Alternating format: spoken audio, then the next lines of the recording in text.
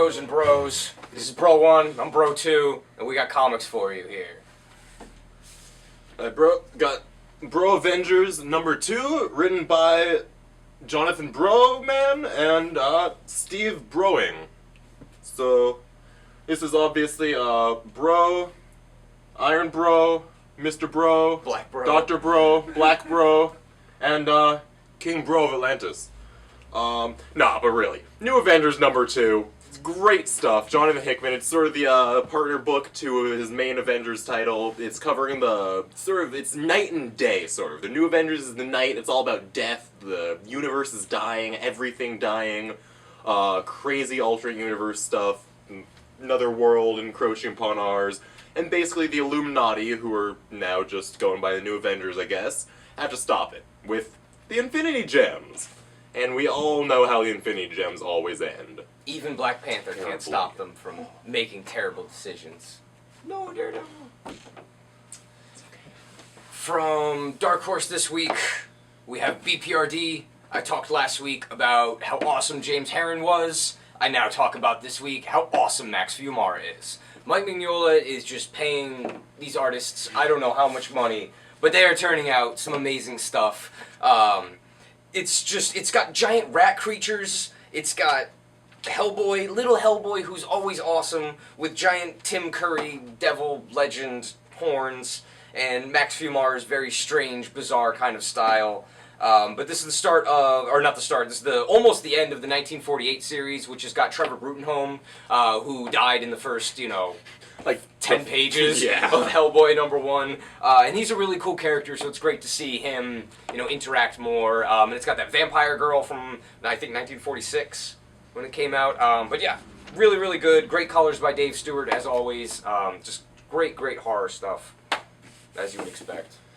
And also, from Dark Horse, another nice genre piece here. We got the Black Beetle No Way Out #1, the first of a 4-issue miniseries by Francavilla, who, of course, has been doing some of the most amazing work at Dark Horse. Like, we've talked about him on and on and on. And he's finally got his own miniseries here. It's picking up from his stories in Dark Horse Presents, which were collected in the 0 issue, which we have. Yes. Buy more things. Yes, buy more stuff. But no, it's awesome. It's got really, really innovative panel design and layouts and everything. He kind of just does away with panels for a good 10 pages in it and just does whatever he wants. Yeah. And it's more, a lot of my complaints about his art has been like, okay, it's all really, really cool, but it's all kind of the same thing a bit. But he's got a signature niche. Yeah, but with this, he's really going outside of what he's been doing with a lot of covers, which is really nice to have him on like a full 22-page book. Yeah, lots of pinks and purples and oranges and other noir-y kind of colors. It really gives it a good feel. Very good feel. A book that we have talked about at length, but it needs to be talked about again. You have The Will, and you have The Stalk, and oh, wait, isn't she dead? I thought so. Maybe not. This is kind of the Marvel rules here, Will. You see somebody die, and it doesn't seem like they're dying.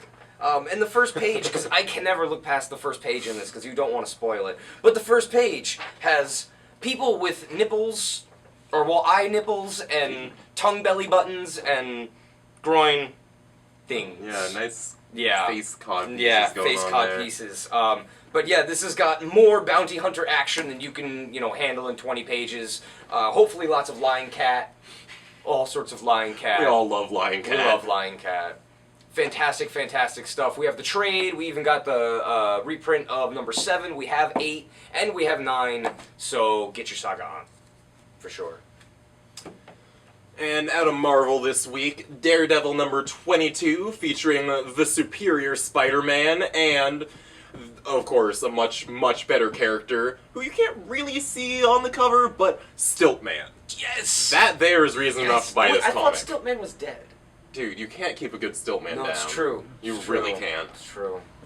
No, but this is like Mark Waid taking Superior Spider-Man, which is so is this Doc shaky? Ock? Oh yeah. Okay. Oh yeah. Okay. It's Doc Ock in Peter Parker's body, pretending to be Peter Parker.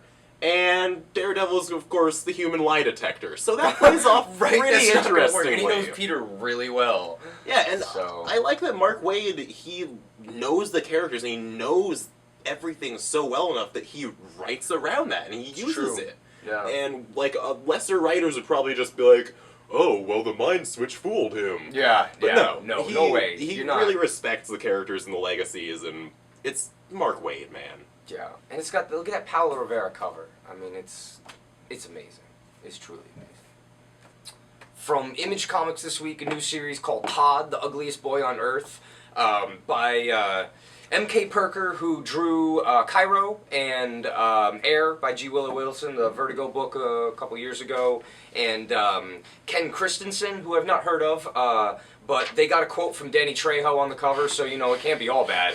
But this is really cool. It's about this kid, Todd, who has this really kind of dysfunctional family, and there's like serial killers that love Oprah, there's like cult soap opera stars, there are neo-Nazis, which are always a necessary part of any kind of strange, goofy book, but it's billed as kind of a mix of sex and violence and comedy, which, you know, are all things that I enjoy. And this first issue is about Todd, who's trying to make friends, but his friends keep getting decapitated, or worse, which begs the question, just what and how is he trying to make friends? It sounds like Invader Zim trying to make friends or something like that.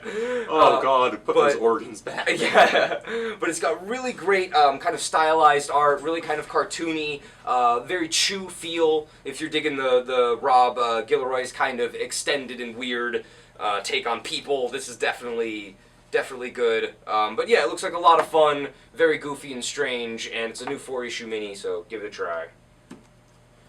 And another new series this week from DC is Threshold. It's spinning out of last week's Green Lantern New Guardians annual, and it's Keith Giffen doing a really, really awesome sci-fi anthology series about a rogue Green Lantern and Stealth from Rebels in the 90s. You remember Rebels?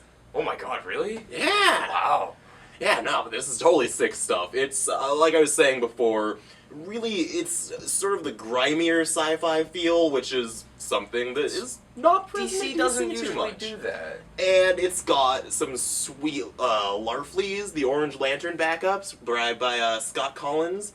And it's because Scott Collins is doing some really, really cool stuff back there. He's kind of sort of breaking loose of the more traditional DC style that he kind of fell into lately. Yeah, no, it's really like extended and crazy, and it's just, it's fast and energetic, and it's good. I don't know, it's good to see Scott Collins return to that kind of energy that he had with the Flash books, you know, almost a decade ago. Yeah, definitely the same level of clutter going on yeah, there. Yeah, for sure, but it's organized clutter.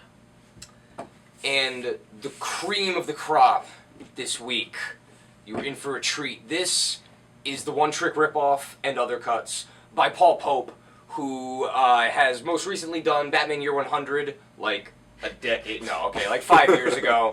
He's been working on Battling Boy for, again, a very long time.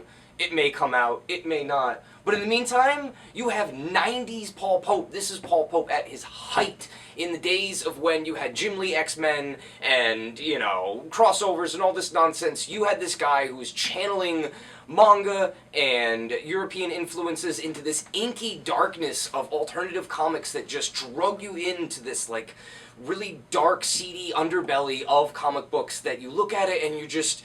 It was just like he spilled an ink bottle on the page and just kind of scratched on it some and made this amazing art. And it is presented here in color for the first time. And now some of you may automatically be like, Paul Pope in color, you know, but relax. It's all in one book. You know, it's colors by Jamie Grant, who did All-Star Superman. You know, he didn't mess that up. And even the Scott Pilgrim color stuff looked really good, which I was very skeptical about. So there's hope for this. And included with the one-trick ripoff, which was from about 1995 in Dark Horse Presents, there is Super Trouble, which is his manga for Kodansha, which is the largest publisher in Japan of manga, and he was the only American to do a weekly series. And it has been collected here for the very, very first time ever, translated, very rare and very amazing. It's kind of where he coined his, what he calls cutie pie style, which is cute girls messing around with robots and getting into trouble. What more could you want? That'd you be know, a good time. exactly. It's $30. It is just, you know, this is worth $50. It's just absolutely amazing. It's worth, like, You know, it is, yeah. This is another one of those books where, you know, I will publicly shame you if you don't get it. He will. Publicly He's done it shame. before. It's true, I have. You know, but it's amazing, and yeah, 90s Paul Pope. If you've never read anything from this era of Paul Pope, it's totally different and absolutely worth it. So with that, we'll just leave that right there with you. So it's intimidating. It's Paul Pope. It is. Cool. And that's about it for this week. Thank you all for joining us, and we'll see you later.